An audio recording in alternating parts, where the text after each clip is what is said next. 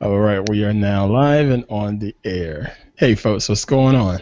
Ant Pruitt here. Hope you all are doing well. It's another unbelievable Thursday here in the Pruitt Palace, and it's time to get ready to record this smartphone photographers community, not a podcast, hangout on air. Finally. We are not a podcast, but no, this is our weekly-ish hangout on air with the smartphone photographers community, and we call it point and shoot. But when we get together, we like to talk about different little tips, tricks, ideas that can help make you a better smartphone photographer. You know, because everybody has a smartphone. Well, maybe not everybody, but almost everybody except for maybe 3 people, and they got cameras on them. And they take really, really bad shots. We try to tell you how you can take much better photos with just a few tweaks here and there, and just a different approach on some of the things. Joining me this evening, I got 3 folks here in town. We'll start up in New England, South New England, that is, with Miss Annette Holland. How you doing, Annette? Okay, it's been a long day. You definitely sounded okay. Normally you're a little more bubbly and chipper, Yeah, maybe I should go get some wine. Yes, that might help. Nah. Hope you're doing all right, though. It's good to see you, as always. Yeah. And, more ventriloquism this week, because bad hair day. Oh, man. Whatever. Bad hair day. I ain't even trying to hear that. Do like I would do and just throw a hat on. You'd be good. Mm-hmm. Considering your avatar has a hat right now. Yeah. I might go get my big floppy hat.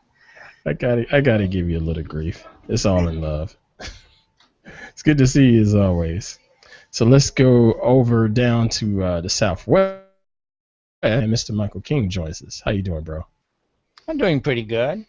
Doing really good. In fact, gonna be busy tomorrow because I got a bunch of stuff to do, and then I've been asked to help with security at a certain rally for a certain presidential person that happens to live in New York in a certain tower. Wait a minute. Help with security? I mean, chair. Mr. King. I just got volunteered by my friend of mine who is a deputy sheriff. And he said, you're good with firearms. Guess what? You're going to help out. I said, okay, thank you very much. He said, by the way, you're going to get paid $1,000 an hour. Well, I'm going to say all due respect to you, Mr. King, but bro, I don't want you as my security detail. No, we're just going to keep anything getting in. We're going to let the Secret Service take care of the candidate. All thing we're doing is watching over the crowd. Lord have mercy. I've heard it all. The only thing I'm qualified to provide security for is a buffet. No, I might be a competition on that, bro. Anyway, good to see you, Mr. King. Oh, yeah. Let's head on up. It's going to be fun also because it's going to be 100-some-odd degrees outside. Let's head on up to Upper New England. Mr. Joey Kelley joins us from Maine. How you doing, brother? Not bad. So if it is the Pruitt Palace, was it? So I'm going to change the name of this to be the Kelley Castle. Okay. Palacio de los Pruitts, my man. Yeah. Oh, jeez. By the way, in case you want it, wearenotapodcast.com is available. We should just, just might do that. Yeah, just for the heck of it, it'd be the personal website of Ant Pruitt. Wearenotapodcast.com. /damn it. Awesome. You should just grab that before somebody else does. Yeah, well, maybe I should grab it before somebody else does. Anyway. Good to see you, bro. Oh, yeah. So I tell you, every week I look forward to this. Some weeks it's to stare at an avatar of Annette. Sometimes it's to see the reflection of Mike's monitor in his glasses. Sometimes it's just to to see the reflection off of your forehead, Ant. But I always look forward to seeing this something every week. Reflection off of my forehead. Okay. I'm just saying. Well played, sir. Well played. Well, it reflects well on you. Yeah. Right. Smart ass. You could have gone all day without saying that. All right. Anyway, let's go ahead and get into it, folks. Typically what we do in these little hangouts is we discuss not only different musings and findings that we come across during the week in the smartphone photographers community, but we also discuss a weekly-ish photography challenge that has been proposed by one of the community members. Before we get into the challenge, I want to just do a little quick wrap session and talk about a few things, in particular, Apple. Okay, so for everybody that's outside of the nerd world or geek world that that never pays any of this stuff any attention, Apple, the computer company, had their developer conference this past week, and no joke. And the thing is, when people hear about WWDC, oh, that's what it's called, WWDC. When people hear about it on the outside of the nerd world, if you will, they have a lot of different excitement because they know Apple is going to bring this and Apple's going to bring that, and it's going to be this great product, yada, yada, yada, yada. But far as the smartphone photographers community, I found the what do they call it? Photos app or whatever it is inside of Apple that's coming in the next update. I found it to be rather familiar. Yeah, that's what an Android versus iOS thing going on here, and I was like, you already have the Photos app. You already have something that does that on your phone, but it doesn't do it as well as Apple does. Yeah, I thought that was right. I thought that was curious because what Annette's saying is the Google Photos app is available not only on Android, but it's also available on iOS. And Apple says, you know what? Keep your crap. We're going to do our own and make it native to iOS. And I can respect that to a certain degree. But what gets me about that whole announcement was not only is it just Apple, but all of the big companies seem to be playing the Me Too game. You know what I mean? What do you guys think about that? Joey, let's start with you. Well, this is actually something that came up on another. Well, okay, actually, let me back up and address your comment about, hey, let's make it native and do it our way. That's kind of the Apple mantra. Mm-hmm.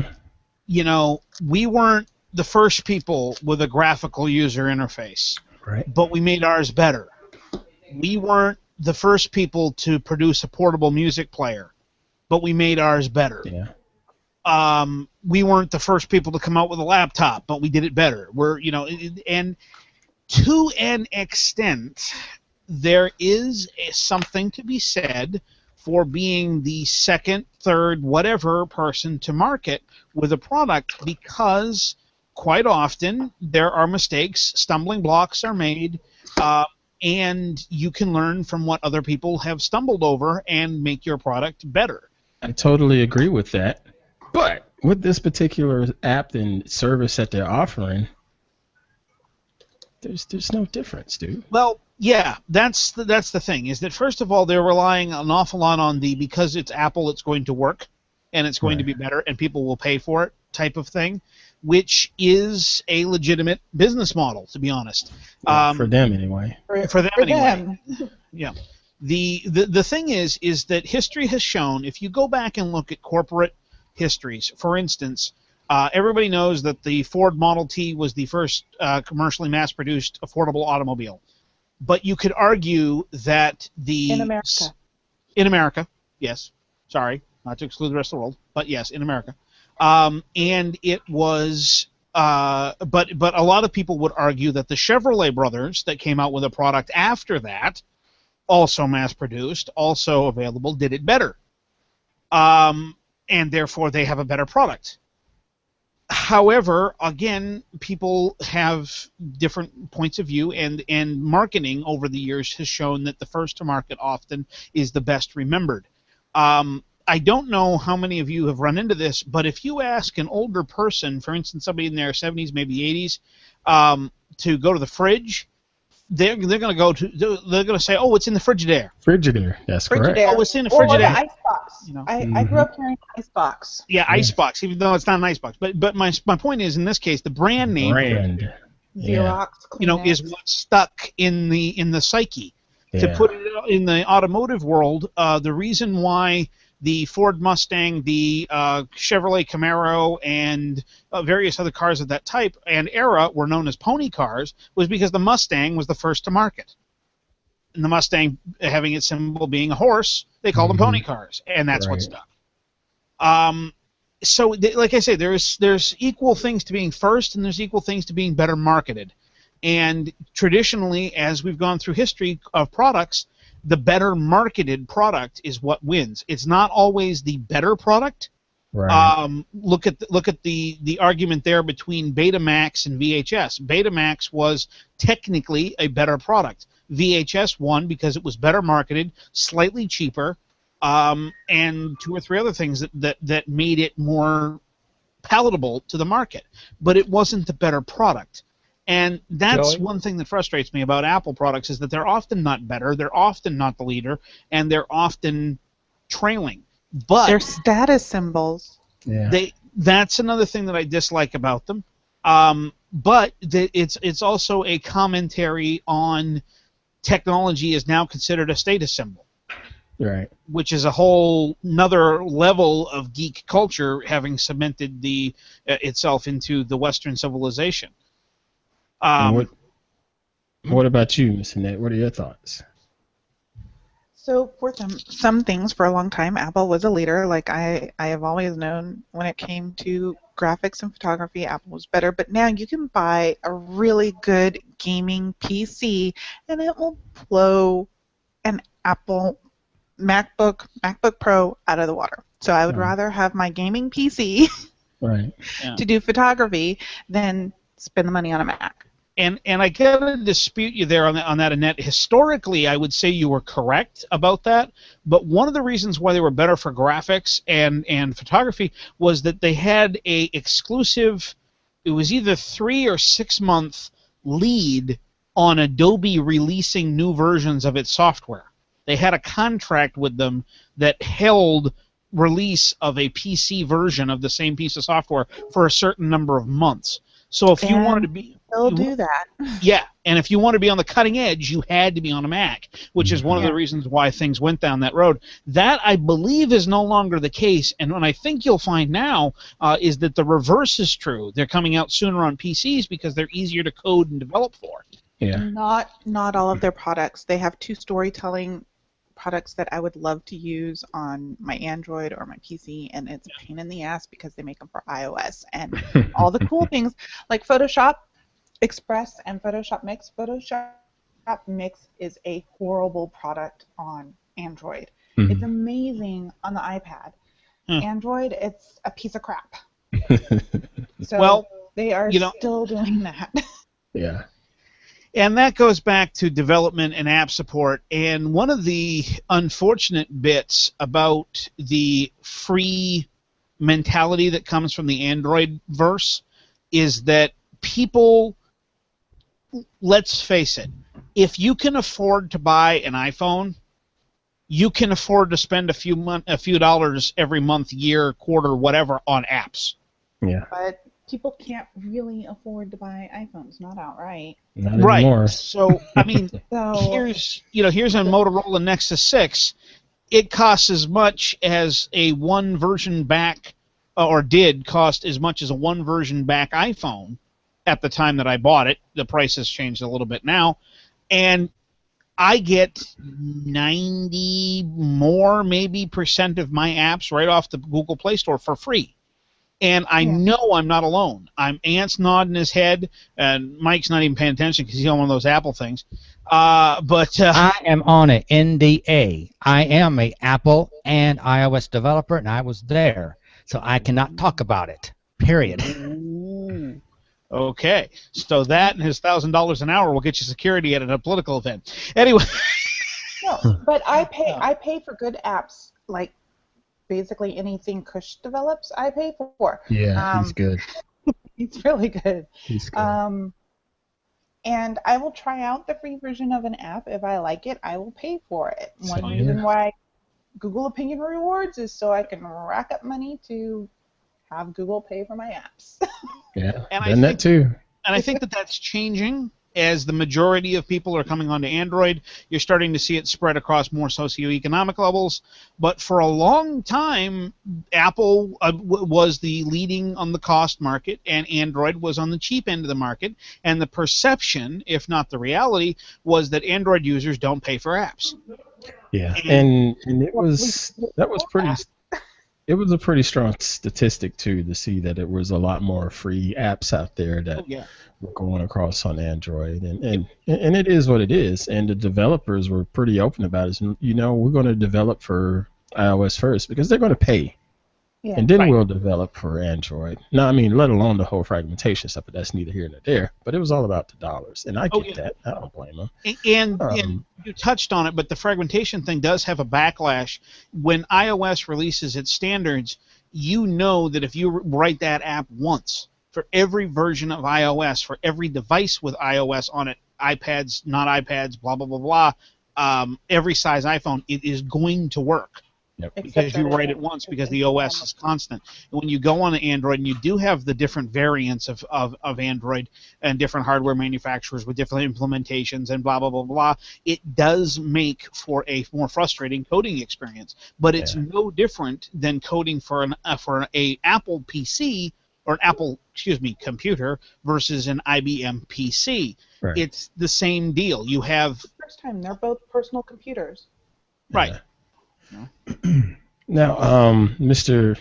King, I know you just put out a nice disclaimer, but is there anything that you care to say about this week's WWDC announcements? I am not allowed to talk about it at all.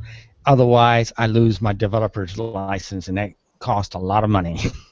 All right. So, well, that's Apple in the news. I'm running iOS 10, and I'm running Sierra.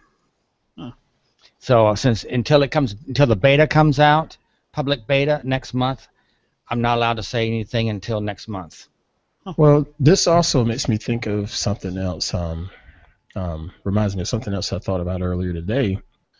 Was with these photo applications, whether it's Google Photos, whether it's Apple Photos, it's starting to show more and more how people really aren't printing photos as much. Mm-hmm.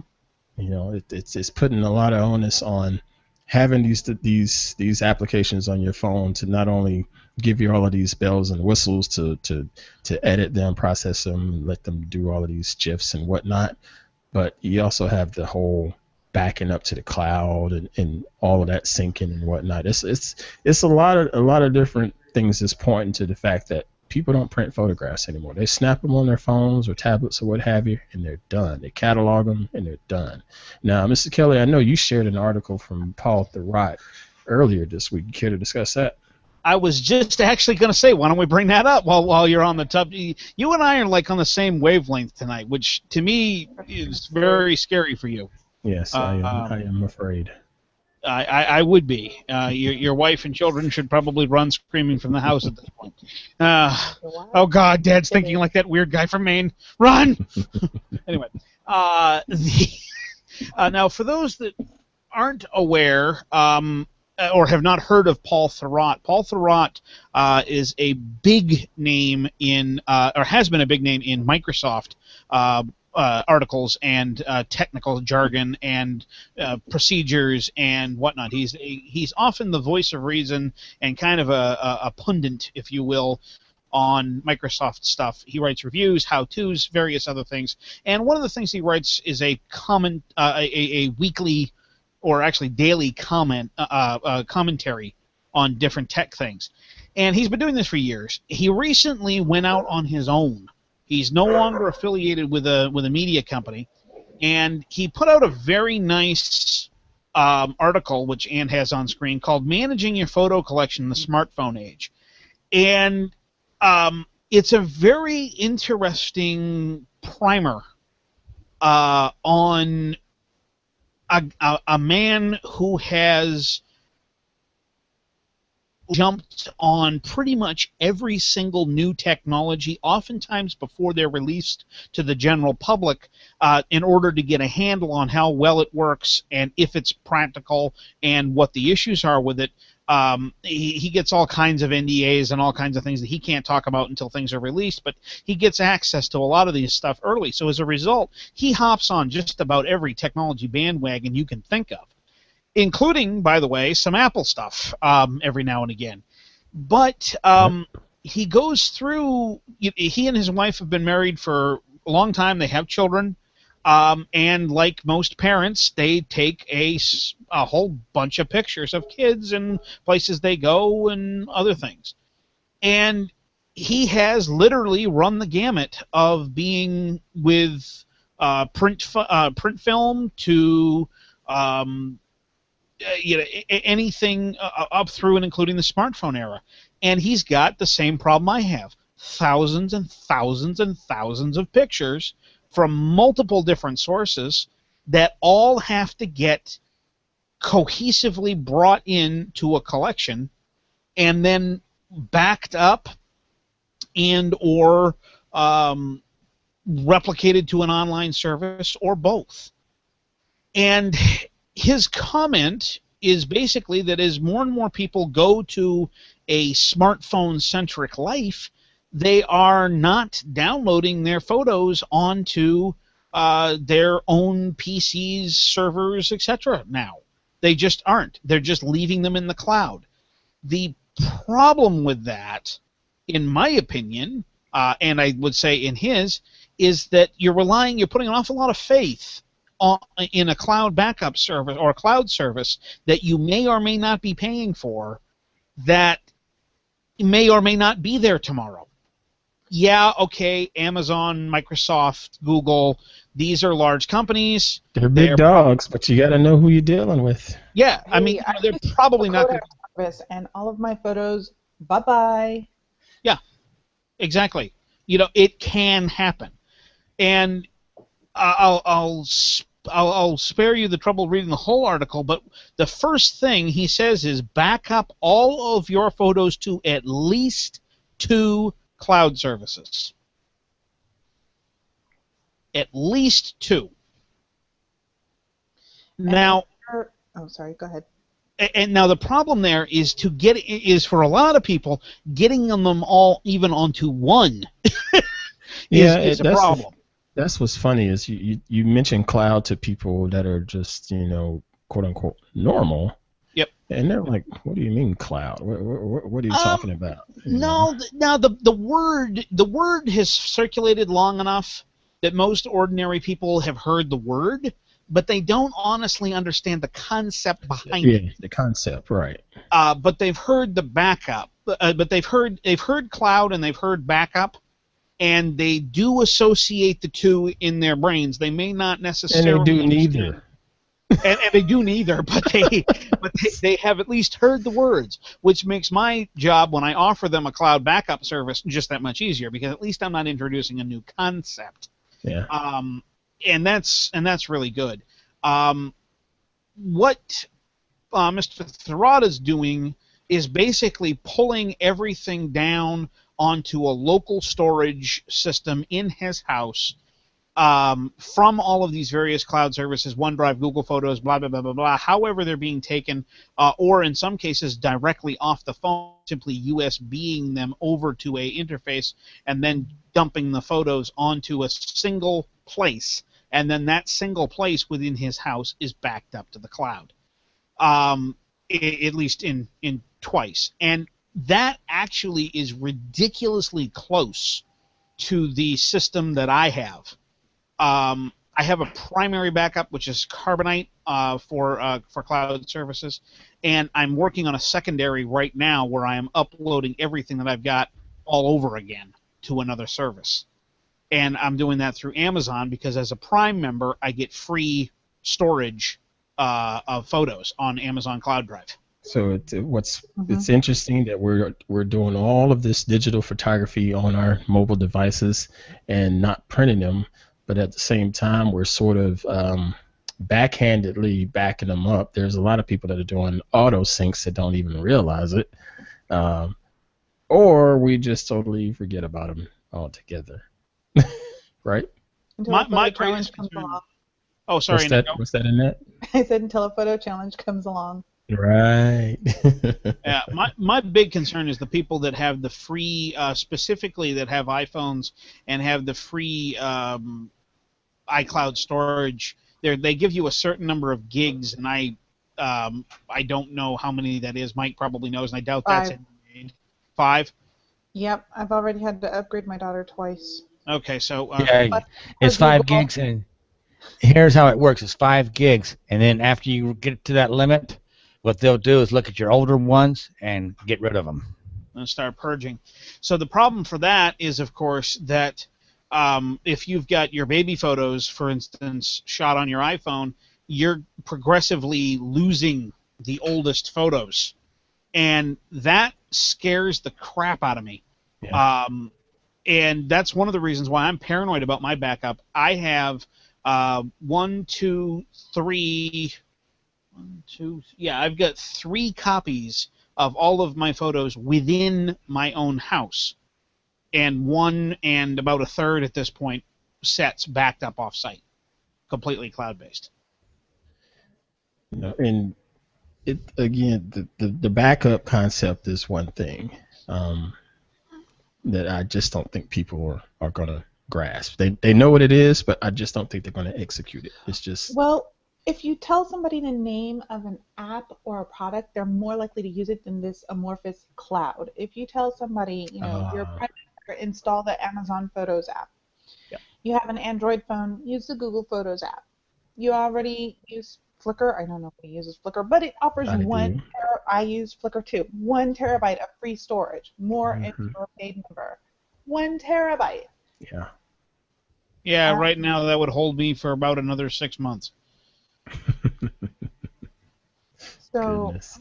and then, you can buy more storage. And then I also use Backblaze.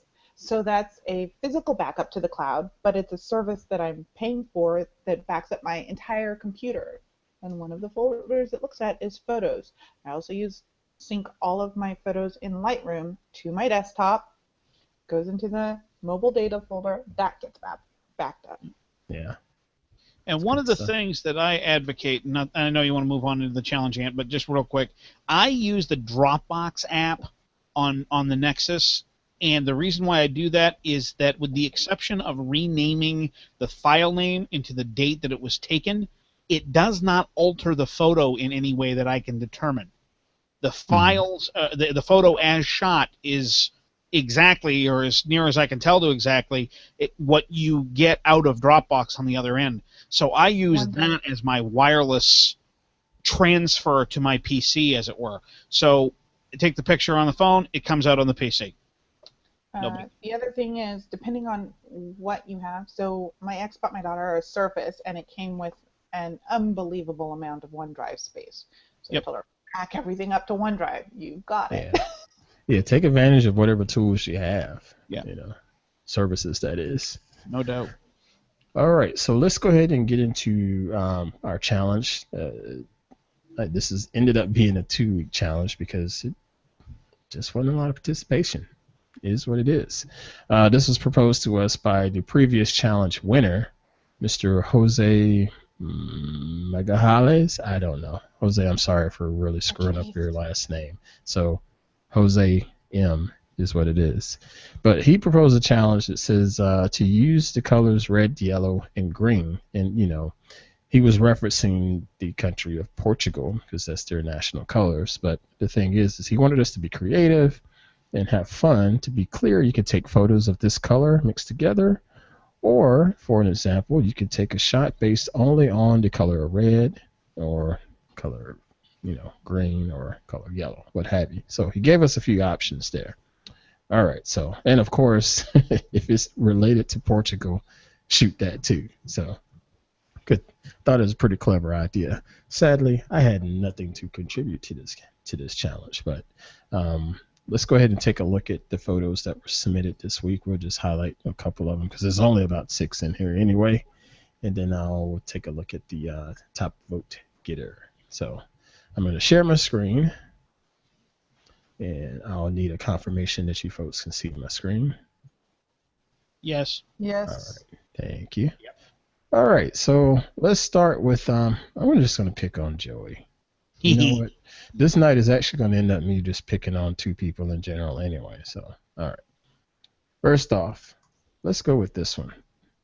This is from Mr. Joey Kelley, shot with his Nexus 6 in HDR mode. And he didn't get any, well, he did get 1 vote on here. So, Joey, first of all, just talk me through this shot. Okay. I have had a couple of busy weeks. I know that's a tired old refrain, and you're all playing the world's smallest violin. Yeah. But I just didn't have a chance to think creatively about photography. Yeah. And this past Saturday, I was in a place, I had the time, and allowed my brain to slow down long enough to actually think about where I could put all 3 of those colors together, because I did not want to shoot them separately. I said, no. The spirit of this is to get all 3. So I said, I'm going to find all 3. And where I happened to be was the world's least likely photo shoot location, which was at my father's nonprofit. They have an annual show, and part of it is stationary farm equipment, and the others is a tractor pull. This was on the tractor pull side. Interesting. Yeah. I know. Yeah. Like 2 things you wouldn't think of when you think of photography. So. No, I have to ask, is it John Deere? No, this is an Oliver farm tractor.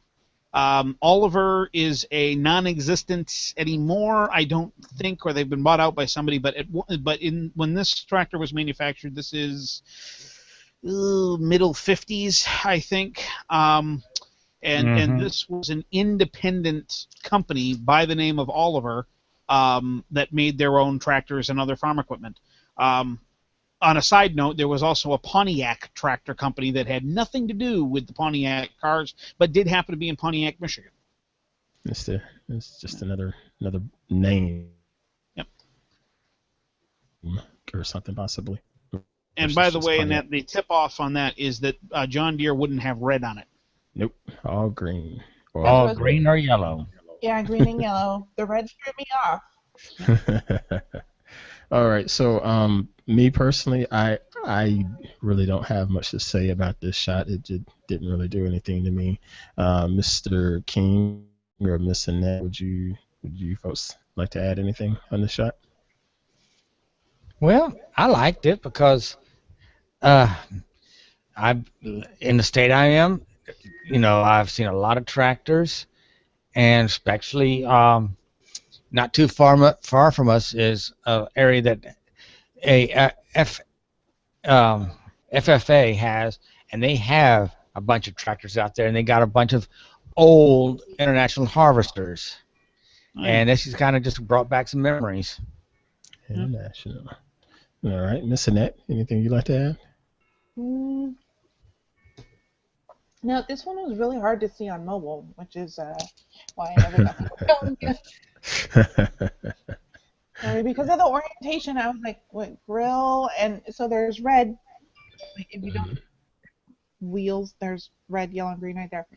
And it just looked like the grill of a tractor, and that's only because I spent some of my elementary years on a farm, so I know what a tractor is supposed to look like. Yep. And Joey's showing the full image on his screen now. Correct. This is the uncropped version.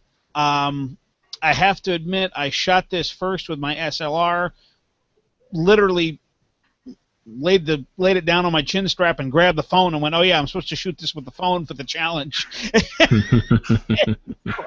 I think it actually looks better on the SLR, although I confess I haven't downloaded the SLR's pictures yet. But with the SLR, I was able to come in a lot tighter on it without getting any closer, and hence that was part of the reason behind the crop. But the main reason for the extreme crop was to get rid of the guy over here and the two other tractors with different colors, and to really kind of tighten in on the stronger yellow, the red, and the green, which when I recrop it, you see, when you're trying to call attention to the colors, you really don't need a lot else. I commend your effort on it. Based on what you had, I commend the effort on it. You know, it just didn't, personally, just didn't do anything for me. Now, the other photo, this one. I presume you are at the same event, correct? I am. All right. Are the same tractor? Nope. And this shot here, I thought it was clever because, number one, it got all of the colors all in one shot.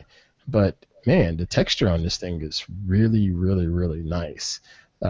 If anything that could be nitpicked about, and I won't nitpick about it because I know how freaking hard it is being able to get focus on everything in this frame. You know, right here it's really, really crispy, and there in the center is pretty much anywhere in the center of it is rather crispy, but the edges, you know, they all start to fade out. And me personally, I see that a lot more when I do these close-up macro photographs with my smartphone. But no doubt. No, dude, I like this. I thought it was very, very, very, very sharp and hit the mark and garnered a vote from moi. This was shot with your Nexus 6 as well in HDR mode with a slight color adjustment using Picasa to edit those colors on this PC. Yep. And Miss Holland. Go for it. It fit the theme of the event, but it didn't really speak to me. Right. Okay. So, and I'm beginning to learn that Joey likes abstract photography, so that definitely fits this, and I have a hard time if I can't tell what it is and then judge if it's a good shot from there. So you think he likes abstract, huh? Interesting. Now there's something that hasn't been said before. I would have never thought that. Interesting. What about you, Mr. King?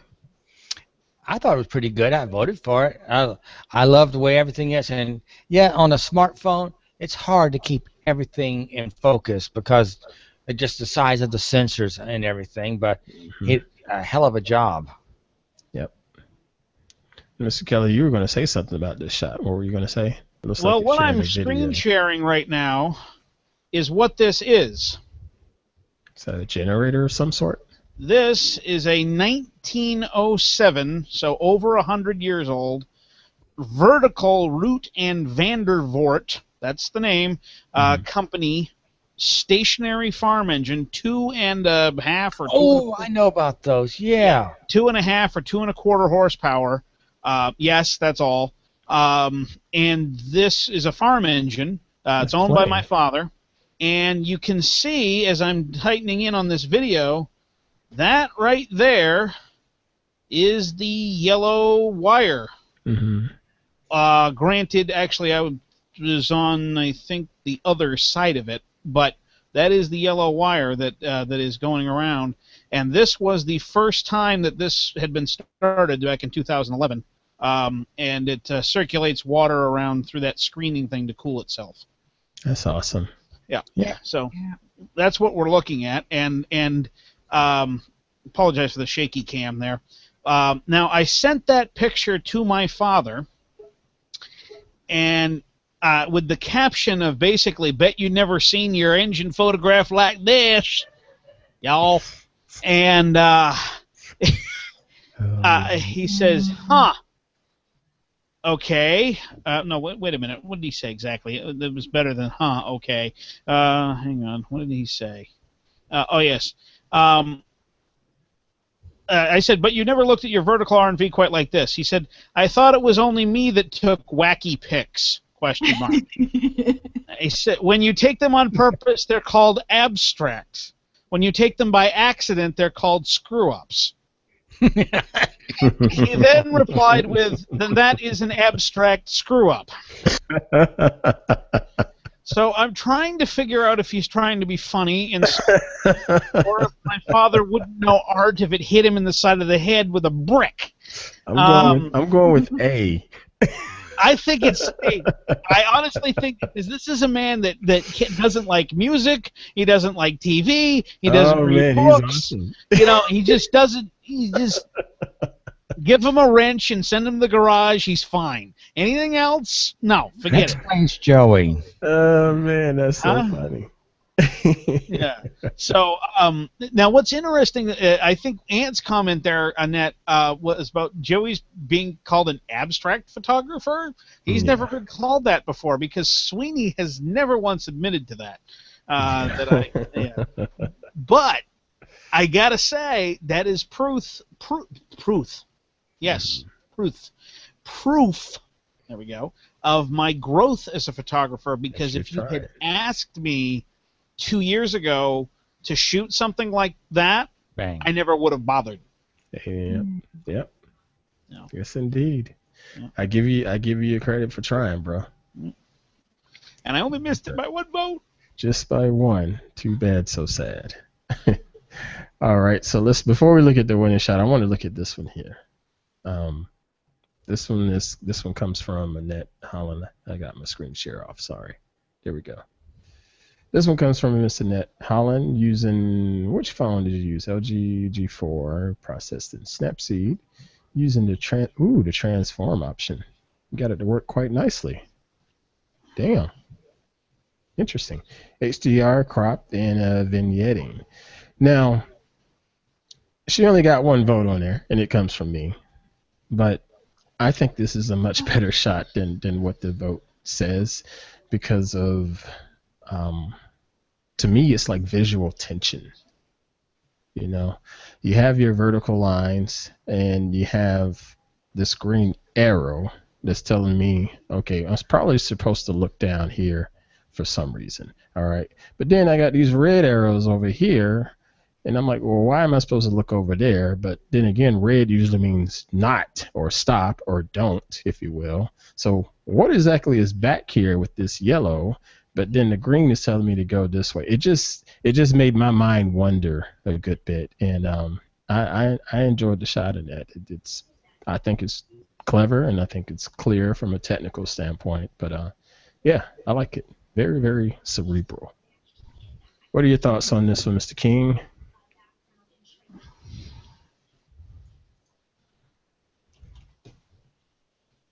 Uh-oh.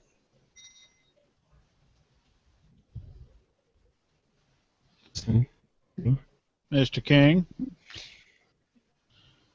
I'm having audio problems over here. I think I hear everybody now. Now you're good. What are your thoughts on this one? I liked it. I forgot to vote for it.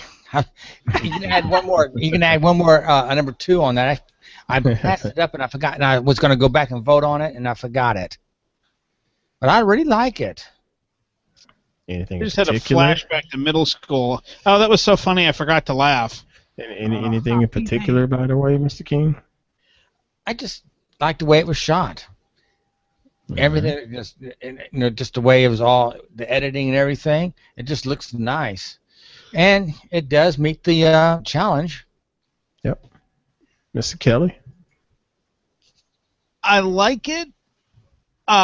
By the way, one of the reasons why I very rarely vote in a challenge that I've entered is that I feel weird about it, because if I didn't feel like the photo was the best one that I could find, that I wouldn't have bothered to upload it, and I'm not going to vote for my own stuff. So I often just kind of go, all right, I'm just not going to vote. Interesting. Just because I feel weird about it. It has nothing to do with the shot specifically.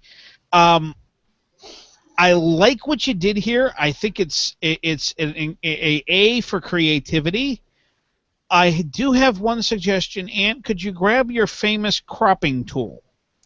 Okay, 1 second. Let me find it. Okay. Where would you like me to put the cropping tool, sir? Crop out right across the bottom. There we go. Yep. right up to the red line. Keep going. Keep going. Keep going. Just tweak. Just a tweak. There you go. Now you've got red lines running out of the frame, which adds to your visual tension and draws your eye. You've got the arrow pointing down at the end of the picture that draws your eye. You've got, you've got an interesting color mash, and things are going on in very different directions. That, to me, is more visually interesting than it was as submitted. The other comment, and this is only a comment, Annette, don't hate me, is that because the challenge was about the colors, I felt or feel that the colors, at least one of them, should be the majority of the picture. So fair point. So to me, the cobblestone brick platform here is, of course, a mishmash of colors, but it is not the red, the yellow, or the green that the challenge specifies. So for me, this is less good in that area in terms of meeting the criteria for the challenge. I think it's creatively shot, and I think it's well done, and I think cropped like that, it adds even more visual interest to it than it was as shot or as submitted. But it's definitely, if you take a percentage, I doubt you would find that more than 50% of the image is in the colors that were in the challenge, and to me that means that it's not necessarily the greatest fit. Mm-hmm. Okay. I think that's fair. I can't say I agree, but I think that's fair. For me, I was just, it's hard to find those colors, and I mostly have flowers in singular colors. And we were boarding the train, and I looked down and saw the arrows. Hey. So, yeah. Spontaneity. Yes. I looked over and saw a tractor of the right colors and went, ooh! I get it. I understand. And to me, that is the greatest part about having a weekly photo challenge, is that it gets in your head and you start looking for opportunities to shoot it. And that's the greatest part about this kind of a challenge. So, yeah, from that aspect of it, Annette, you did nothing wrong here. Nothing wrong at all. But like I say, I would have cropped it differently, and it may or may not have been the best fit for the challenge. My opinion. Yeah. All right, so let's move on to the top vote-getting photograph, and we're going to continue to pick on Annette. All right, so share my screen again. Oh, wow. This is from the. This is from the. The Star Trek. Camp of photography. The Abrams School of Photography and Lens Flare Inc. It was a lot worse. And it's not only Star Trek. If you look at the latest Star Wars, there's tons of lens flare in it as well. You just gave me another reason not to watch it. This is well done, Miss Annette. I love the crop on this photograph. I love that it's nice and tight and wide that way. But you left some of the sunlight in there, because I bet if you didn't crop this part out up here, it would pretty much burn your eyes to look at it on the screen. But you left just enough on there to say, hey, I got a little highlight popping down on these little tulips here, man. This is well done. I really enjoyed this shot. I can't think of much else different I would do on it other than increasing shadows just the touch to get a little more from the stems on all of these guys down here. That's the only thing that comes to my mind. I played with the shadows a lot. Yeah, nice. I love it. Mr. King, your thoughts? Logically speaking, I think it's a great shot. I just like the way she did it, the cropping. 'Cause I know she didn't. You have that big ball right in the middle of blowout, and with the lens flare, I like that. But the whole thing just it looks nice. I like the way she did it. It's very logical. Mr. Kelly?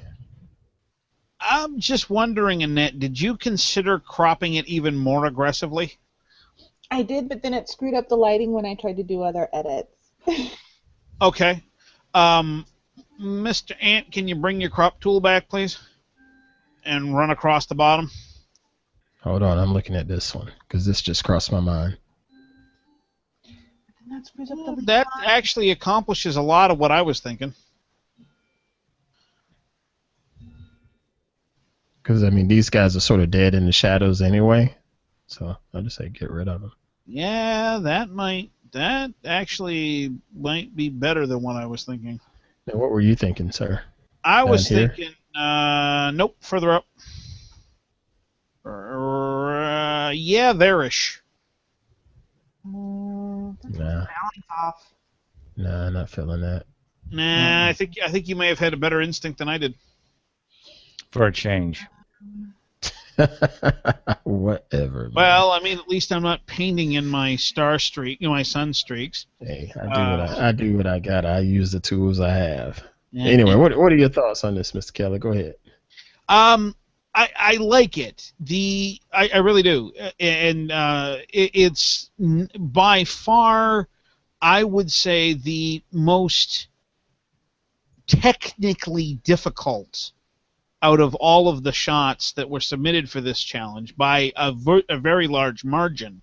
And by technically difficult, I mean it is extremely difficult to not get sun lens flares from the sun blotting out every single bit of an image when you're shooting into the sun like this. There is an old photography trope that you never shoot into the sun. Well, I and pretty much everybody that's a serious photographer knows that you can break that, but you need to understand how to break it.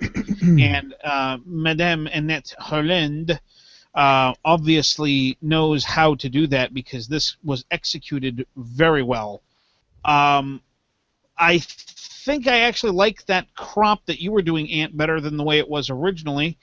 But the only other comment is that, and I guess it's admissible within the rules of the challenge not having to have all three colors, but I would have loved to have seen some gold in here somewhere.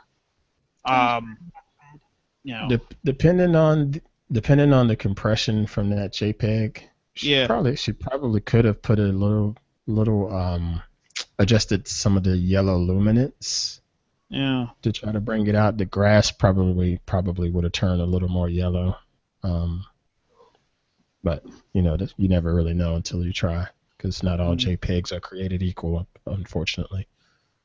Well, choosy websites choose GIF. Oh gosh. Oh God. Oh man. Oh Joey.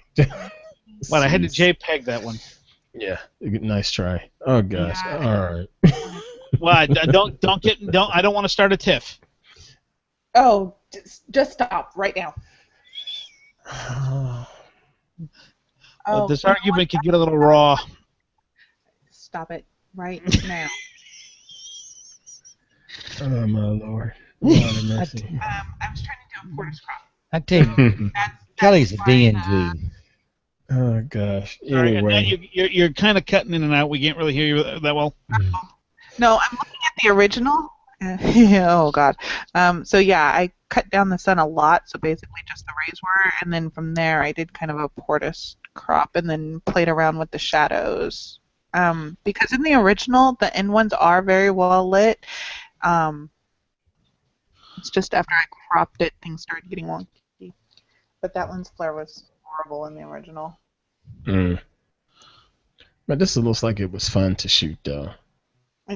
Did you get down on a knee or anything? With my DSLR, I did. Let me see. These are crouched. It looks like I crouched for or else bent over. I don't typically sit on the ground. It's just, Not that easy for me to get back up, okay? hey, you're telling a guy with a hip implant that. Come on, I know this. But anyway. I get it. No, I love this though. So congratulations. Thank you. I thought there Congratulations. would be a lot more submissions since Jose gave us the option of using one color. Yeah, that was helpful. That was helpful. Yeah, and I mean, you got two. You get the red and the green, and they're Uh-oh. both, very, very, very prominent parts of the image. So It was I have great. I have no complaints in terms of you definitely met the requirements, and it is, like I said, probably the best shot technically that was submitted. And I always like to see somebody that pushes not the realm of photography necessarily, but pushes the comfort zone of what someone would normally see in a photo. Like I said, the convention is that you don't shoot into the sun, and clearly you did, and apparently she's decided she doesn't want to tiptoe through the tulips anymore because she's left the hangout. Nope, Wi-Fi burped.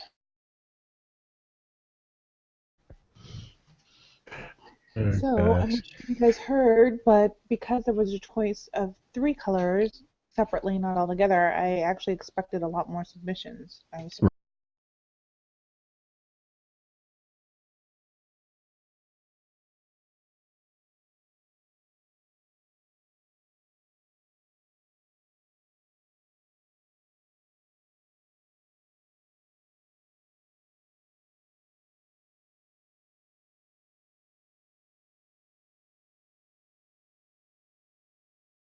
We'll go all the way up north. Mr. Joey Kelley. Where do we find you and your projects and musings or anything that you're working on, bro?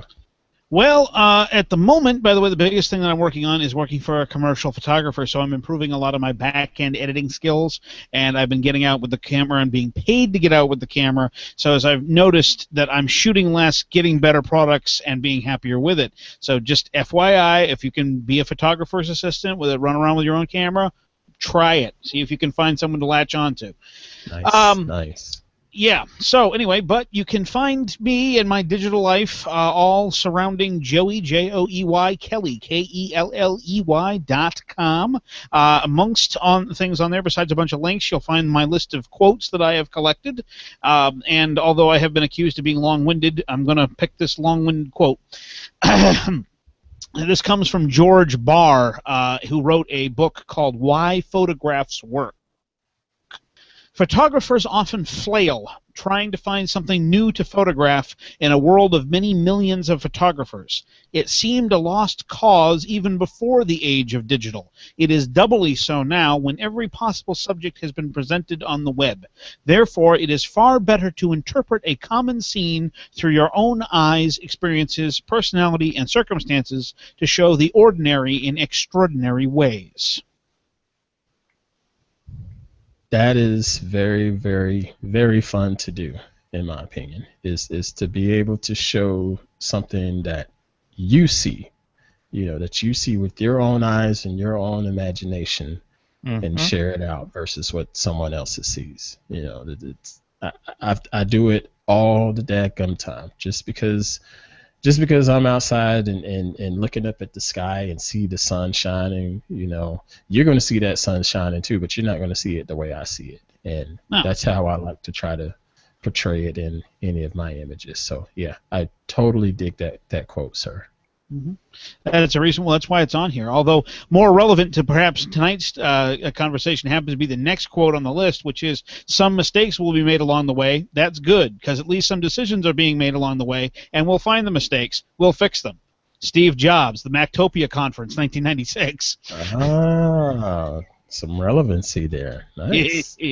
and literally, those are back to back on my list of quotes. That's the kind, and then I got Einstein after that. So I mean, it's.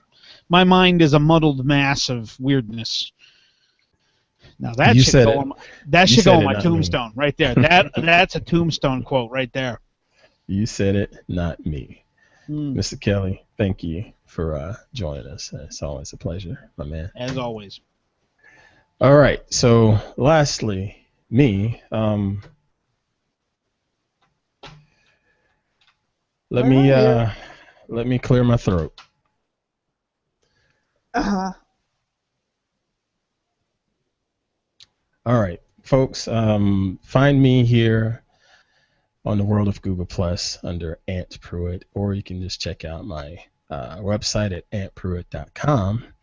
And you can also take a look at my YouTube channel. That's youtube.com/Ant Pruitt. There you'll find all of my other content, whether it's just mindless vlogs with me and the family, or stuff that's talking about photography, or reruns of the Hangout on Air from the community here. So be sure to check that stuff out and subscribe, and I'll try to keep putting some stuff out there every week. Lastly, I want to say thank you to everyone in the smartphone photographers community. It has been an interesting 3 years. But now it's turned into a time for me personally, as far as the community goes, where I'm not having as much fun, and I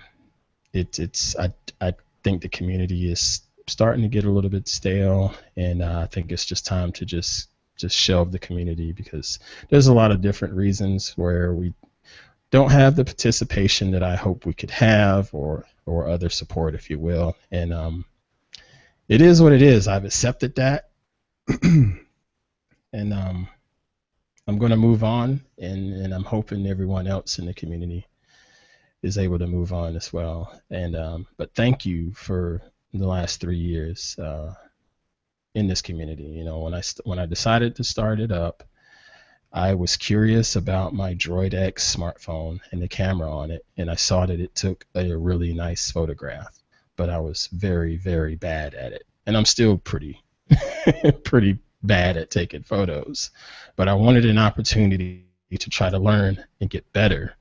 And I also wanted to try to share what I learned and pass that on to others, you know, to see if they could get better. And I think we've done that as a community, and I'm proud of it. But it's time to move on, and I just want to say thanks, and this will be our very last Hangout on Air. You can still continue to check out smartphone-photographers.com and see all of the reruns there, and reach out to any of these folks here directly if you want to talk photography, whether it's smartphone photography, DSLR, or just any other geektacular nerdy stuff. So thank you again for all of the support. Thank you to the other third parties that actually took time to syndicate our Hangout on Air as a podcast here and there over the years. So thank you again for that support. But until next time, just follow us, and y'all be good. Peace.